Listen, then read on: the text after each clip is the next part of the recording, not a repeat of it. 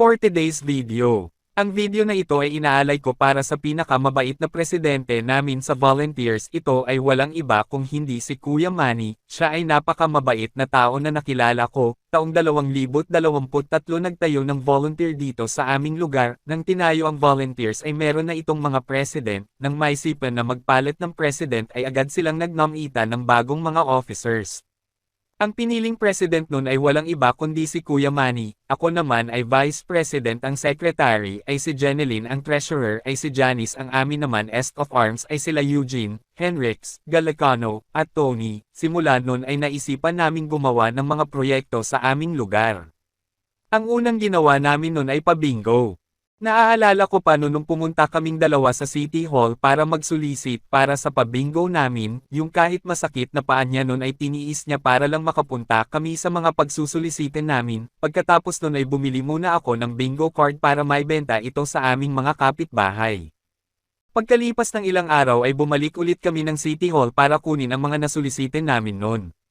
Ang natatandaan ko nun ay binigyan kami ni Vice Mayor Gian Soto ng 5 pirasong grocery nun at ang iba ay alam ko pera at mga grocery din. Pagkalipan ng ilang oras ay nagsimula na ang aming pabingo, pumunta din dun yung mga tumatakbong pagkapunong barangay at kagawad, nabigay sila sa amin ng cash pangdagdag sa mga prizes. Napakasaya ng araw na iyon dahil madaming mga nanalo.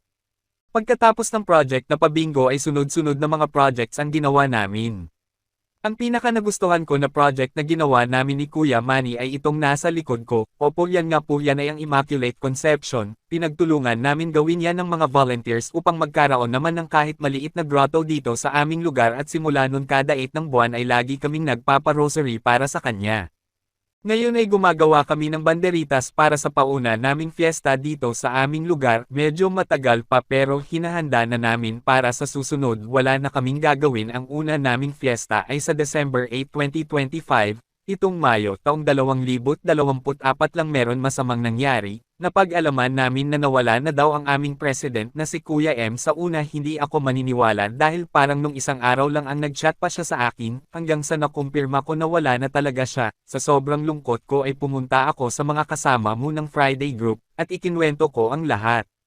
Hanggang sa lahat kami ay nagkaiyakan na dahil may naikwento ako sa kanila na lagi naming ginagawa kapag tapos na ang aming duty sa outpost. Hanggang ngayon ay hindi pa rin ako makapaniwala na wala na siya. Habang hindi pa dumadating si Kuya M ay inayos na namin ang kanyang pwepustuhan. Araw-araw ako pumupunta sa kanya upang ipakita na kung gaano siya kahalaga sa akin. Narito ang ibang video na kung saan ay kasama namin siya, tara at panoorin po natin.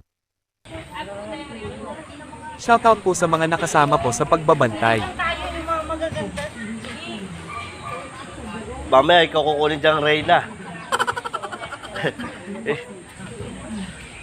Oh, lalagay ka sa arko.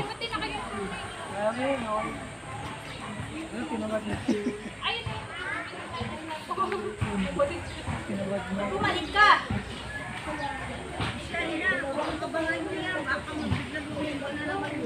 Ano si Ate Aileen na? Kaya ano ba yung Ate Aileen ko? Alam mo naman si Ate Aileen din. Kaya Mahaba pa ikutan nito. kasi alam ko yung dati yung bingo din yan eh. Ino din yan eh. Uy, huwag mo nga ako sa akin dyan. Shoutout sa inyo. Nakashort ka naman, okay lang yun.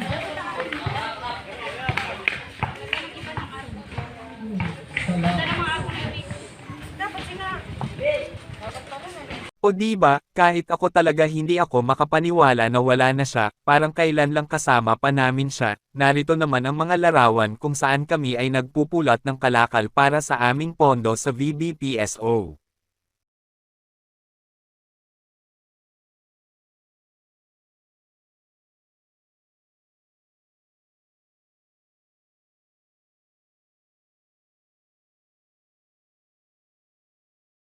Narito naman ang mensahe ko para sa kanya. Kuya M, maraming salamat sa mga araw na tayo ay magkakasama. Salamat at pinaramdam mo sa amin kung gaano kami kahalaga sa iyo. Nakakalungkot at wala ka na.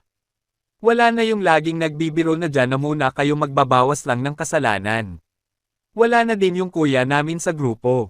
Lalo na kaming Friday group, super solid ng grupo natin na ta. Thank you Kuya M, alam ko naman na lagi mo parent came gagabayan kahit wala ka na. Thank you bilang kuya at presidente sa aming grupo, sayang at hindi mo na makikita ang kauna-unahan nating fiesta dito sa atin, super mamimiss ka namin Kuya M, alam naman namin na lagi ka lang nasa tabi namin, salamat sa lahat ng magagandang alaala.